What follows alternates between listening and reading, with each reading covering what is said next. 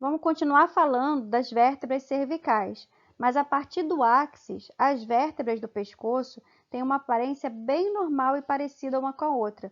Por isso, elas não são nomeadas como o atlas e o áxis. Então, para identificá-las, a gente só numera, como praticamente todas as outras vértebras que vamos falar daqui para frente. Então, agora eu vou mostrar para vocês da terceira à quinta vértebras cervicais, ou seja, C3, C4 e C5, que tem todas a mesma cara, a mesma aparência.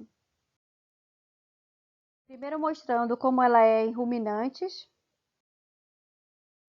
em equinos, em vários ângulos também,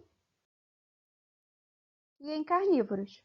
Agora sim, vamos falar dos acidentes anatômicos, tendo o bovino como modelo principal.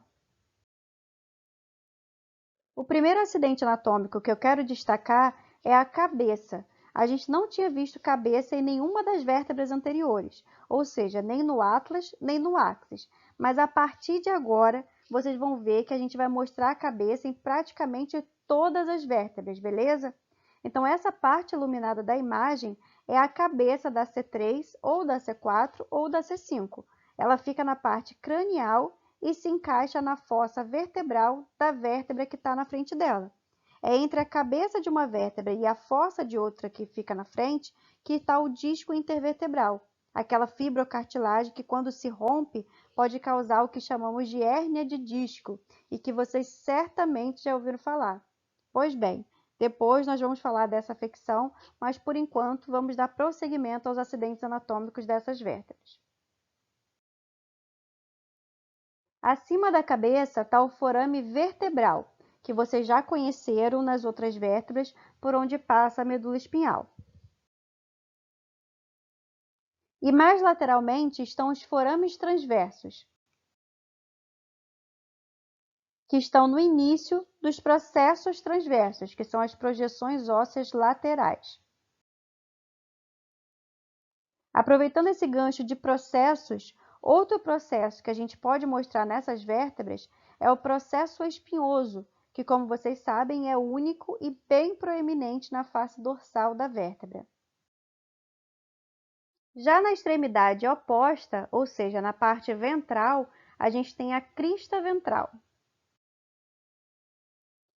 Gente, caudalmente ao processo espinhoso estão os processos mamilares, que vocês estão vendo aí, ó, nessas imagens de carnívoros, na vista dorsal da vértebra, ou seja, a gente está olhando de cima nessa imagem.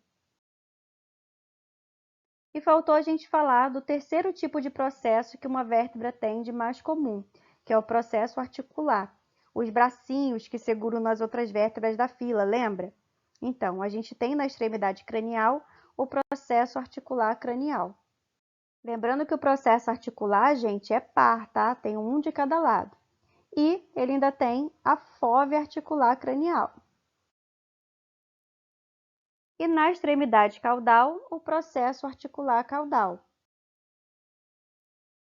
com a fóvea articular caudal também. Lembrando, gente, que os processos articulares são como bracinhos e as fóveas são como a palma da mão desses bracinhos, que ficam em contato direto com a outra vértebra. E para finalizar, na parte caudal tem a fossa vertebral, que vai se articular com a cabeça da próxima vértebra. Bom, até aqui já falamos da primeira à quinta vértebras cervicais, certo? Faltam a sexta e a sétima para a gente finalizar esse segmento da coluna, que é o pescoço. A C6, gente, é mais curta do que as vértebras anteriores, mas o que faz a gente separar a descrição dela das demais não é isso, não. Na verdade, é porque ela tem processos costais em forma de célula, que já já eu vou mostrar para vocês o que é. No mais, nas outras características, ela é bem parecida com as vértebras que acabei de mostrar.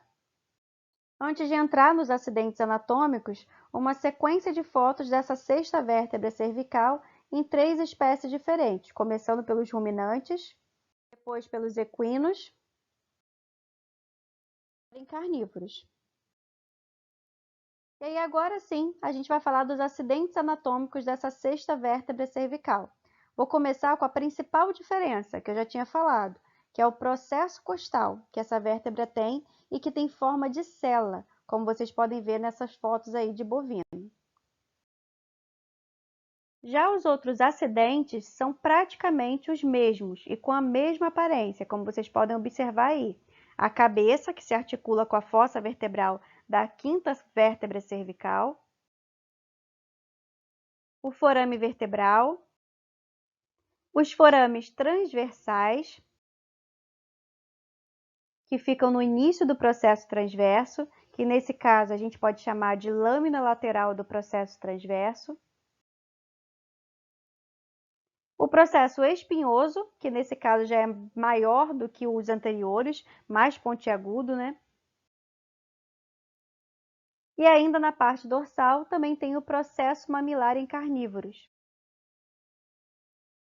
E é claro, a gente não pode esquecer dos bracinhos, os processos articulares. Primeiro o processo articular cranial, com a fóvea articular cranial, e agora o processo articular caudal, com a fóvea articular caudal. E para finalizar, mais uma vez, a fossa vertebral, que vai se articular com a cabeça da próxima vértebra que vamos descrever. A sétima vértebra cervical, também chamada de C7, é muito parecida com a C6, que acabei de apresentar para vocês. Então, eu vou mostrar os acidentes anatômicos, mas com um pequeno atraso, para vocês tentarem responder aí da casa de vocês também, beleza? Vamos tentar praticar já. Mas antes, vejam aí como é essa C7 em ruminantes, em equinos e em carnívoros. Agora sim, vamos para os acidentes anatômicos. Esse aí, gente, qual que é o nome? Fica na superfície cranial e encaixa na fossa vertebral da C6. Tentem lembrar. Acertou quem respondeu cabeça. Vamos para o próximo. Esse aí agora, gente, por onde passa a medula espinhal. Forame vertebral.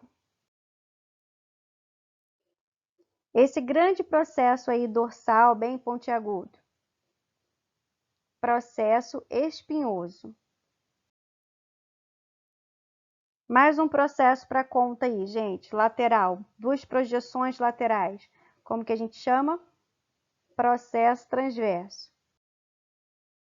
E os processos ainda não acabaram, não. A gente ainda tem esses daí, ó, que são os bracinhos. Nesse caso, os craniais. Então, a gente vai chamar de processos articulares craniais, com as fóveas articulares craniais. E agora o contrário, né? Na parte caudal, os processos articulares caudais com quem? As fóveas articulares caudais. E acima dos processos articulares caudais estão os processos mamilares. Essa imagem é de um cão. Ah, e como essa vértebra é a última do pescoço, gente, já entrando no tórax, ela também tem uma outra superfície articular que vai, nesse caso, se articular com as costelas, uma de cada lado. E a esse acidente anatômico nós damos o nome de fóvea costal. Essa foto é de cão, mas tem nas outras espécies também, tá?